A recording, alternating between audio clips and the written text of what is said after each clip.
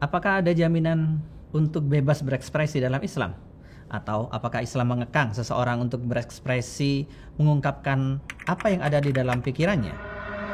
Wa'tasimu bihablillahi jami'an wa la tafarraqu. Assalamualaikum warahmatullahi wabarakatuh. Kebebasan berekspresi menjadi satu topik yang menarik ketika kita kaitkan dengan aturan-aturan Islam yang membahas tentang semua hal. Beberapa orang menyangka bahwa saking ketatnya Islam mengatur berbagai hal hingga ke detail-detail yang terkecil, sampai-sampai mereka mengira bahwa Islam itu mengekang kebebasan berpendapat, menghalangi kebebasan untuk berekspresi. Benarkah demikian? Kalau kita melihat hadis-hadis, maka anggapan seperti itu tidak tepat. Kenapa? Karena misalkan dalam sebuah hadis riwayat Imam At-Tirmidzi, Rasulullah SAW bersabda, "Ala la yamna'anna rajulan haibatun nasi ayyakula bihaqqin idza alimah." Ketahuilah, jangan sampai rasa segan terhadap manusia menghalangi seseorang untuk mengatakan kebenaran apabila ia mengetahuinya. Dalam hadis ini, kebenaran harus dijunjung tinggi hingga jangan sampai apa yang diyakini sebagai kebenaran itu kemudian tidak diungkapkan hanya gara-gara takut terhadap manusia. Kemudian dalam hadis lain riwayat Imam Ahmad, Rasulullah SAW bersabda, "La yahkiranna ahadukum nafsahu ayyara amran lillahi fihi maqalan fala yaqulu fihi." Jangan sampai seseorang menganggap remeh dirinya sendiri, jangan sampai tidak percaya diri ketika dia melihat sesuatu yang benar, kemudian dia tidak sanggup mengatakannya.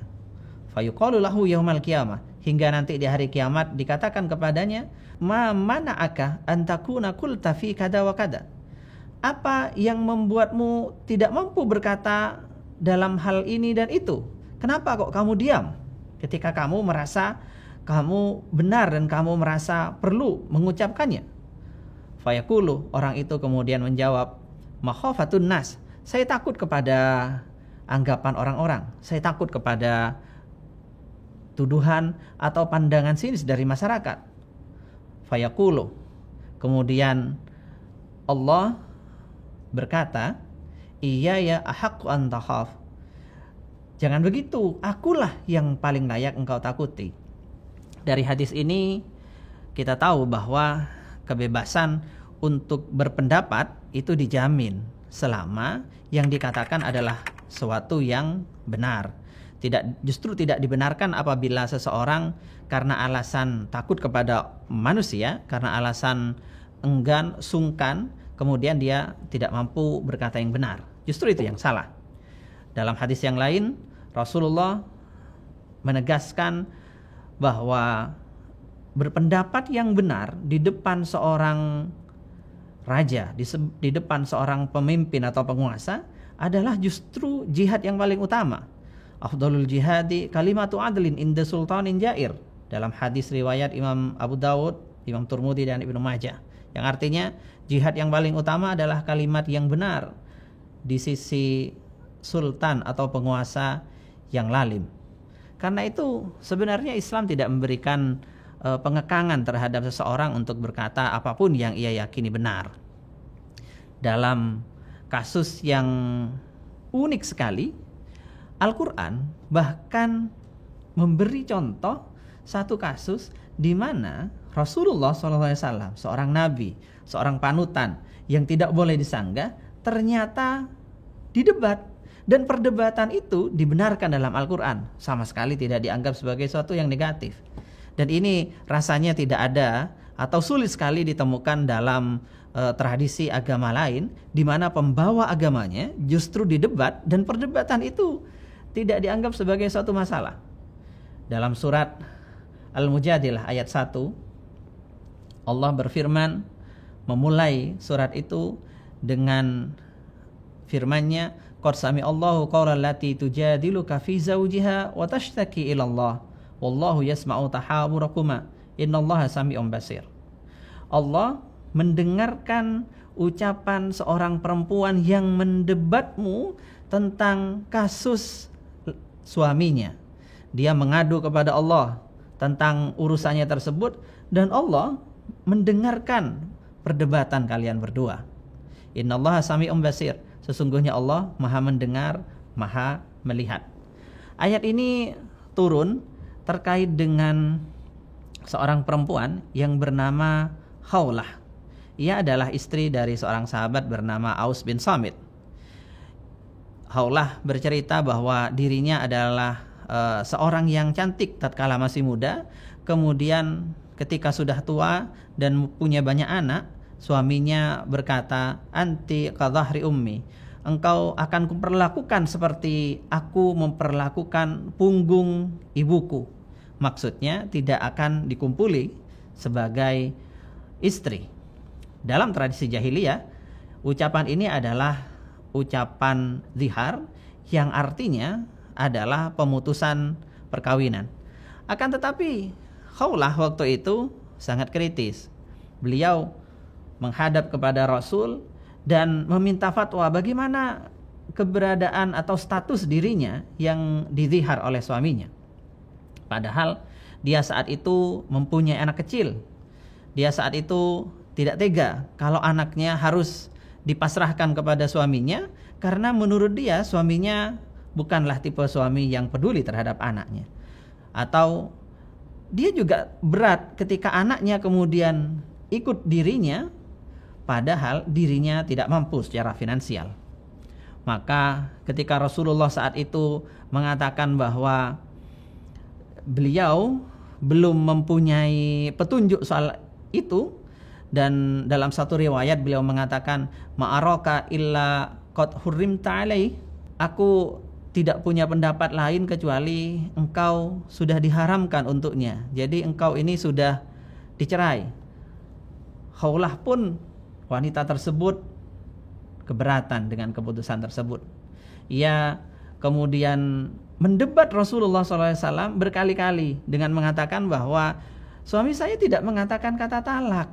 Apa iya saya harus berpisah dengan kata-kata tersebut? Akhirnya Allah Subhanahu wa taala menurunkan ayat tersebut dan Allah memutuskan bahwa pernikahan itu masih tetap berlanjut dengan si suami harus menanggung beberapa sanksi. Ayat ini menjadi bukti bahwa Islam sama sekali tidak mengekang seseorang untuk mengatakan atau berpendapat apa yang menurutnya benar.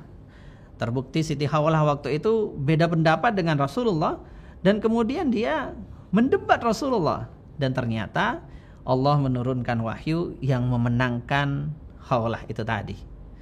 Tradisi ini membuktikan bahwa Islam sama sekali tidak mengekang kebebasan seseorang selama seseorang itu menyatakan kebenaran. Seorang juris, seorang ahli hukum dalam Islam bernama Al-Maududi, beliau mengatakan tentang kebebasan berpendapat ini dengan sebuah pernyataan yang luar biasa toleran.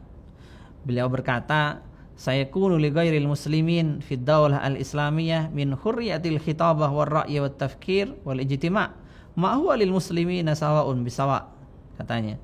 Jadi dalam pendapat beliau, di negara Islam seorang non-muslim mempunyai hak kebebasan yang sama untuk berbicara, berpikir, berpendapat, dan berkumpul, sama persis dengan apa yang didapatkan oleh kaum muslimin. Beliau dengan dalil-dalil yang beliau pahami dari hukum Islam, beliau mengatakan bahwa dalam kehidupan bernegara semuanya harus mendapatkan hak yang sama, baik itu adalah seorang muslim ataupun non-muslim. Jadi tidak benar anggapan bahwa Islam mengekang kebebasan berekspresi.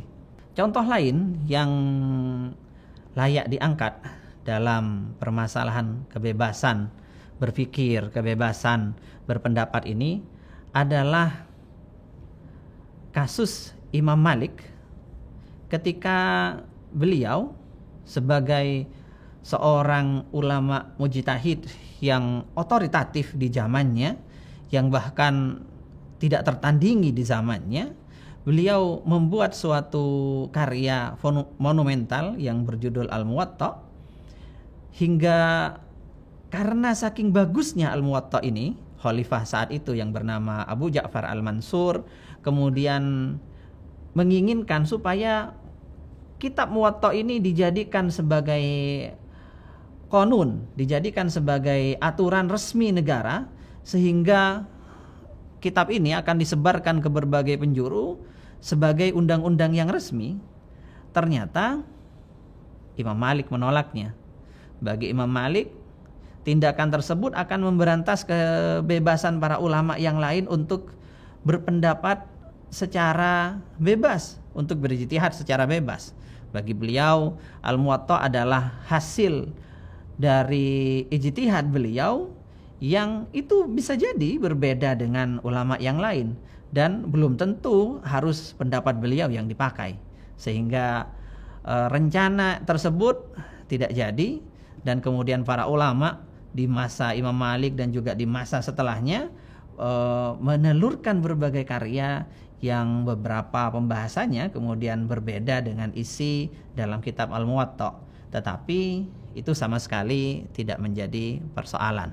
Apakah berarti kebebasan berekspresi, kebebasan berpendapat, kebebasan berpikir yang dijamin oleh Islam itu berlaku tanpa batasan? Jawabannya tentu tidak demikian. Ada beberapa aturan yang tetap tidak boleh dilanggar. Misalnya dalam Al-Quran kita temui larangan untuk berbicara tentang hal-hal yang tidak difahami dengan benar, tentang info-info yang masih belum jelas untuk dikabarkan. Allah berfirman dalam surat Al-Isra 36, "Wala taqfu ma laysa laka bihi ilm, inna sam'a wal basara wal fuada kullu ulaika kana anhu mas'ula." Janganlah engkau membahas sesuatu yang engkau tidak tahu benar tentang hakikat kebenarannya, karena sesungguhnya pendengaran, penglihatan, bahkan hati atau pikiran, semuanya itu akan dimintai pertanggungjawaban. Jadi ini adalah batasan pertama. Ibnu Hazm dalam hal ini berkata, "Lau sakatal jahilu laqallal khilaf." Seandainya orang yang tidak tahu itu kemudian diam, maka sedikit sekali perdebatan di antara manusia. Jadi memang tidak sepatutnya orang atas nama kebebasan berekspresi kemudian berbicara seenaknya, berbicara tanpa argumen atau data yang valid. Kemudian batasan kedua, misalkan dalam surat Al-Ahzab ayat 59, Allah berfirman, "Walladzina yu'dunal mu'minina wal mu'minati bighairi maktasabu faqad ihtamalu buhtana wa itsman mubina." Orang yang kemudian menyakiti orang mukmin laki-laki ataupun perempuan dengan tuduhan perbuatan yang sebenarnya tidak pernah mereka lakukan, maka artinya dia sudah membuat kebohongan, membuat fitnah dan melakukan dosa yang jelas. Ini menjadi batasan kedua, di mana kebebasan berekspresi jangan sampai menjadi sebuah tuduhan, menjadi sebuah fitnah yang kemudian mencederai harkat atau dan martabat orang lain. Kemudian batasan yang ketiga, misalkan dalam surat Al-Mujadilah ayat 9, Allah Subhanahu wa taala berfirman, "Ya ayyuhalladzina amanu idza tanajaitum fala tatanajau bil itsmi wal udwan wa ma'siyatir rasul. Wa tanajau bil birri wat taqwa."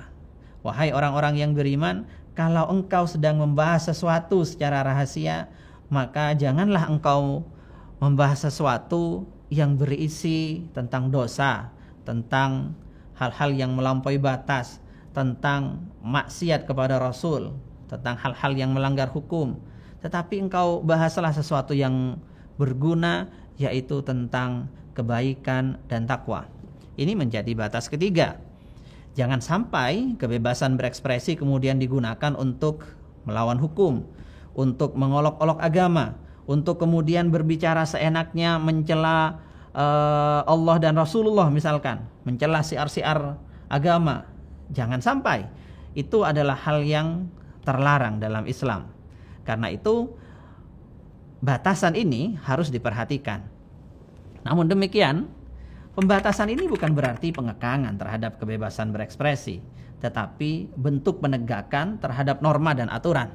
Tidak ada satupun tempat di dunia ini yang menjamin kebebasan berekspresi, lantas itu dibebaskan tanpa batas sama sekali. Sebab ketiadaan batasan berarti chaos atau kekacauan, dan itu adalah hal yang harus dihindari. Jadi jangan diartikan batasan-batasan sebagai sebuah pengekangan, karena itu adalah sebagai ketertiban. Assalamualaikum warahmatullahi wabarakatuh. واعتصموا بحبل الله جميعا ولا تفرقوا